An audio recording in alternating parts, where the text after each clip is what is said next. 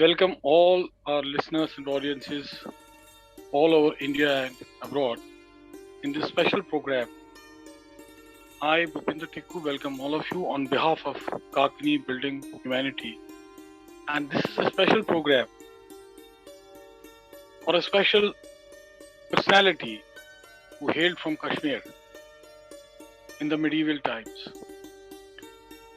We are discussing some life facts and certain contributions of Acharya Abhinav Gupta ji. And in the studios we have today our eminent erudite guest Sunil Raina Rajanka ji. Sunil ji is a student of Kashmir Shaivism and he is an erudite disciple of a highly learned man, Professor Motilal Pandit. He's learning Kashmir Shaivism and other traits from him for the last 5 years. He's followed the teachings of Lakshmanji Maharaj, Shri Swami Lakshmanju, and he's a keen researcher in Kashmir Shaivism. After writing dozens and scores of articles which have found space in national and regional newspapers, his contribution towards literature, especially erudite esoteric literature, is immense. He is presently the editor-in-chief of Naad, the Kashmiri Journal, and he has done a lot of research on Dalleshwari, Rupa Bhavani, other saints and saintesses of Kashmir, apart from doing path-breaking work in Acharya Abhinav Gupta. So I present to you Shri Sunil Raina Rajanka ji. Welcome, sir. Welcome to our show. Namaskar, Bhupendra ji. Thank you for such a warm welcome. Before I start, I would like to invoke the blessings of our masters.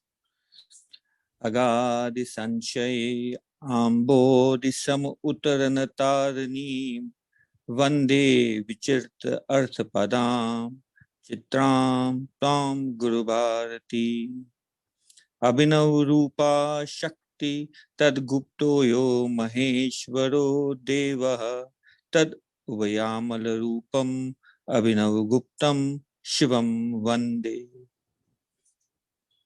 Thank you, Bhupendraji. Now you can proceed with your... Wonderful, awesome. It was amazing to hear you, and you invoked such a solid, positive and sublime vibrations in us which are exceptional. Thank you so much. Sunilji, we are always in pursuit of Kashmir Shaivism, other mystic traits and other ascetic traits. This has always been our endeavor to connect to all such esoteric traits, and of course through the help of some erudite people like you. But still, there has been a ruling fact is that there's a massive disconnect between the scholars and the masses. Now, in this program, we would like to have a deeper and a simpler insight into Kashmir Shaivism and its highest exponent, Shri Acharya Abhinav Gupta Maharaj. Bhupendraji, Bhupendraji, as you know, that philosophy is always a very tough subject. So unless and until this tough subject is not implemented into your day-to-day activities, till then you will not understand the subtleties or the esoteric meanings of what are said by the acharyas or the rishis in their life and times. But the Kashmiri Shaivism is one of the subjects which is a combination of both day-to-day philosophical works, which we Kashmiri Hindus in particular and many other people in the whole of India follow it, although they don't know that they follow it, basically the part of a Kashmiri Shaivism. Yeah, they follow it by default, you mean to say? Yeah. Yeah, that is true. That was my basic endeavor, was that why not to disper the basic knowledge that how far Kashmir or medieval Kashmir or ancient Kashmir, even from the Rajtarangi times and before that, even before Acharya Abhinav Gupta, has contributed to the Indian ethos. That disconnect I was talking about. Anyways, we See, can, yeah. Please, yeah, please go ahead. Bhupendraji, in Kashmir and in the earlier, before the 10th century, there was a lot of contribution of the masters in terms of tantric philosophy. So the Yeah, tantric philosophy was initiated, got first of all activated in Kashmir, and then the Buddhist scholars also accepted the tantric worship, which gets reflected in their works. So the tantric school started in Kashmir with a learned saint and scholar Vasugupta Acharya, which flowed down from to who got the first Shiva Sutras revealed through him. Then Acharya Somananda wrote Shiva Drishti. Then Acharya Somananda's disciple Utpaldev wrote Shiv Stotravali and Pratibhigya philosophy. The Pratibhigya philosophy means doctrine of recognition. And similarly, when Acharya Abhinav Gupta came, he synthesized a lot of all the schools together, and then it started percolating towards the rest of the India. right.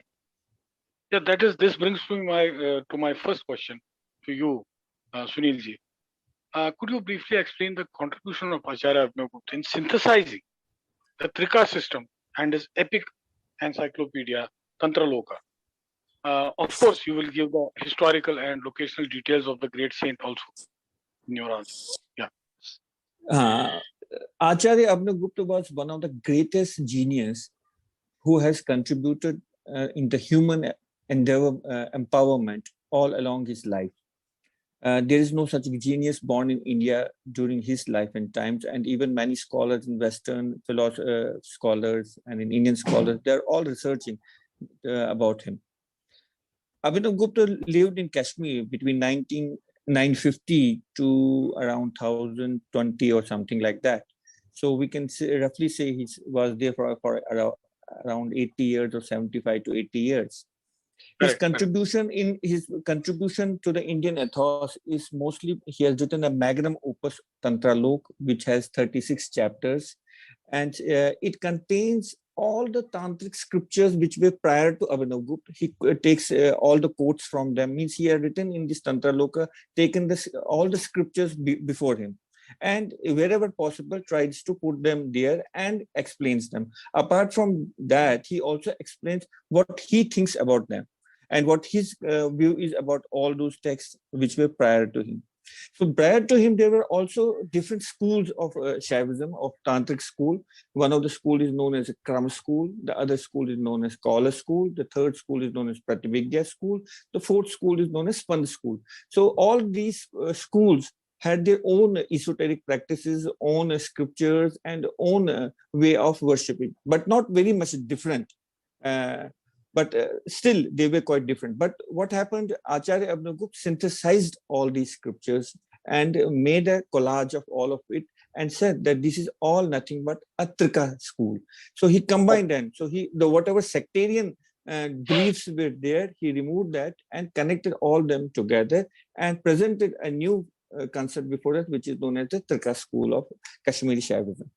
Wonderful, sir. So that became an umbrella of all the information that was scattered and diffused till before Acharya Abhinav. And you mean to say that he assembled it in one place with giving his own analysis also. Great work. So that brings us to his supplementary work that is called Tantra Sara. So can you enlighten us about it also? See, Acharya Abhinav Gupta has written some 44 different works in his lifetime. So there are some 280 manuscripts all around India about his works.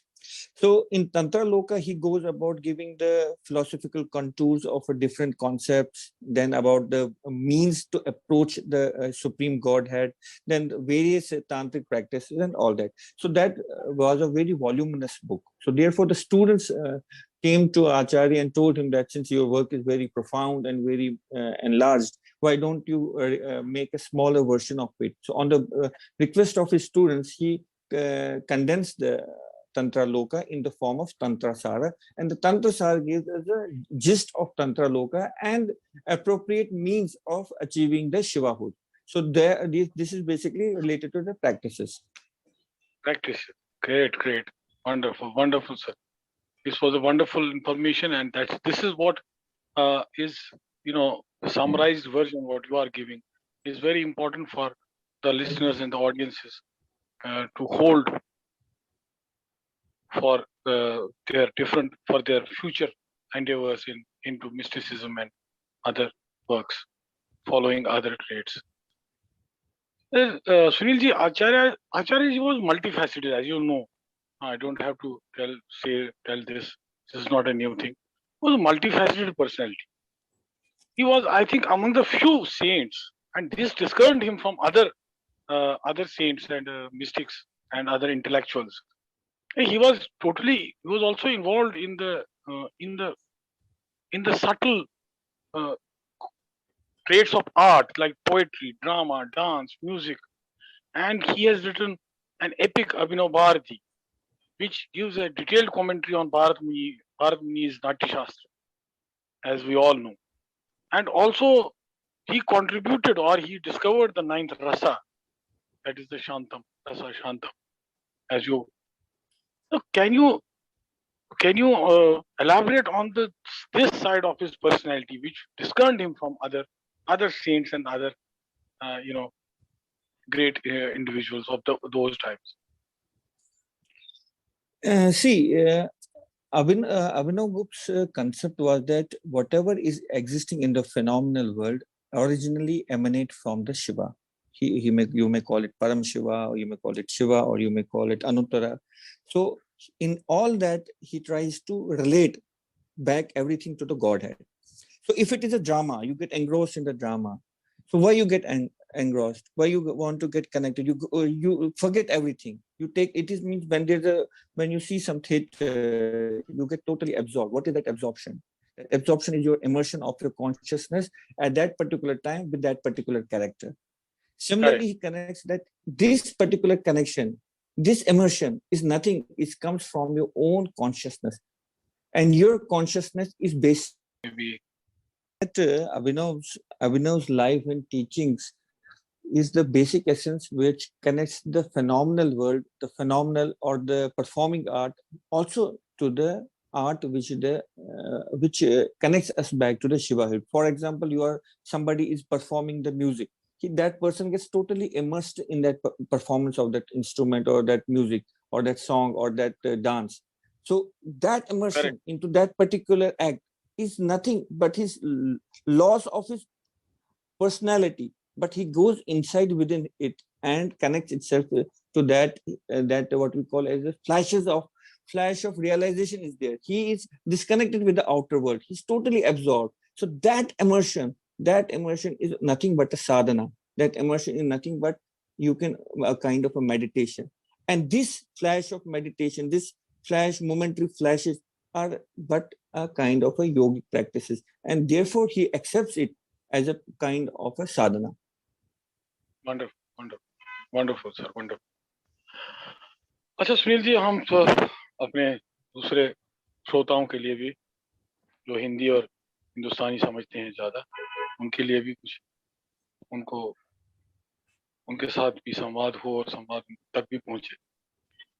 तो ये मुझे लग रहा है कि जितना अभिनव गुप्त जी का जो अनुवाद हुआ है दूसरे देशों में, काफी देशों, मुझे लगता है 52 कंट्रीज में देशों में उनका अनुवाद हुआ है, अगर मैं गलत नहीं हूं तो, कहीं पढ़ा था हमने।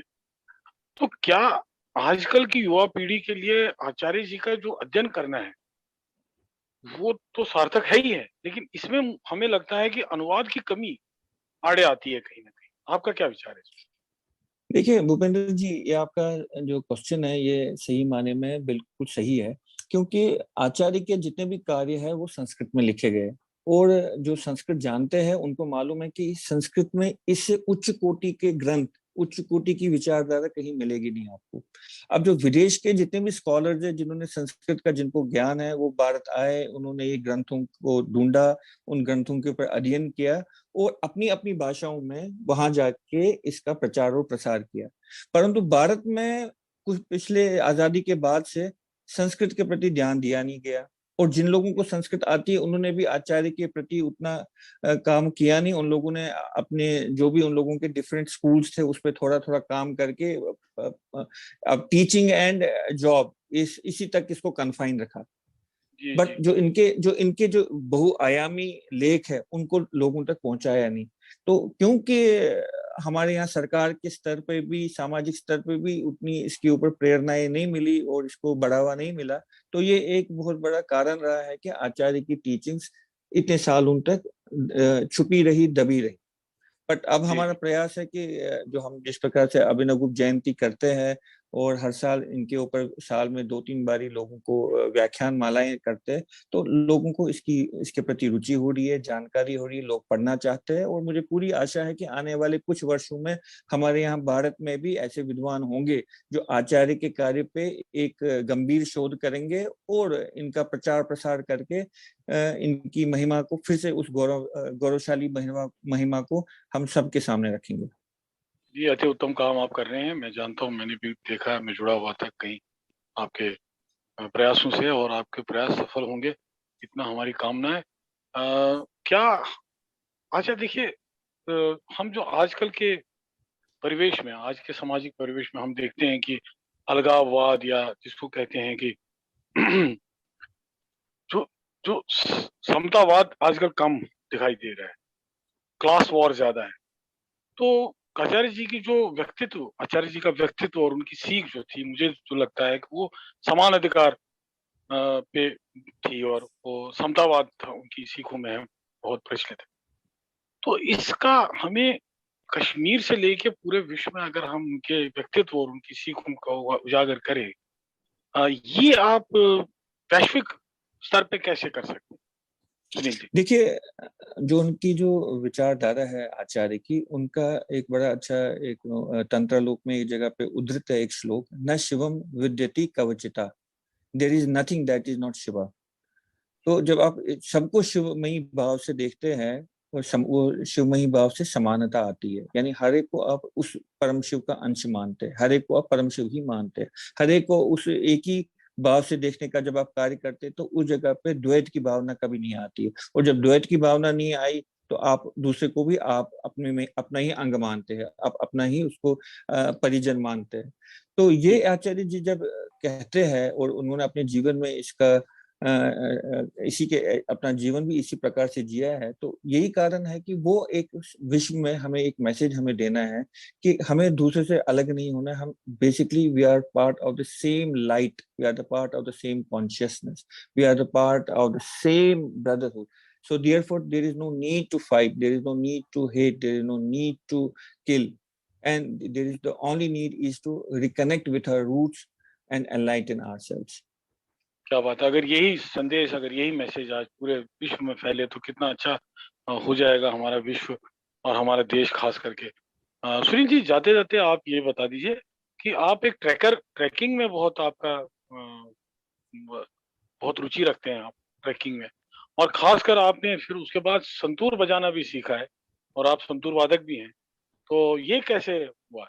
ये एक पर्सनल आप नोट पे। ट्रैकिंग का ऐसा है कि बचपन से क्योंकि कश्मीर में रहे हैं और स्कूल में भी और बाद में जब भी समय मिलता था तो पहाड़ों के प्रति, नदी, झरने, इन सब के प्रति एक नेचुरल अफेक्शन होता है पहाड़ियों का, और कश्मीरियों का खास तौर पे।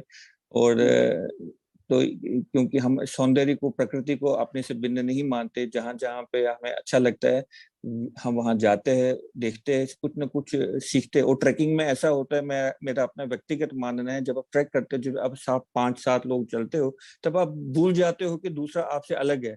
आपको ये लगता है आपका ही अंग है। किसी को थकावट होती है तो आप उसका सामान उठाते हो, किसी को भूख लगती है आप वाह अपना वाह खाना उसको देते हो।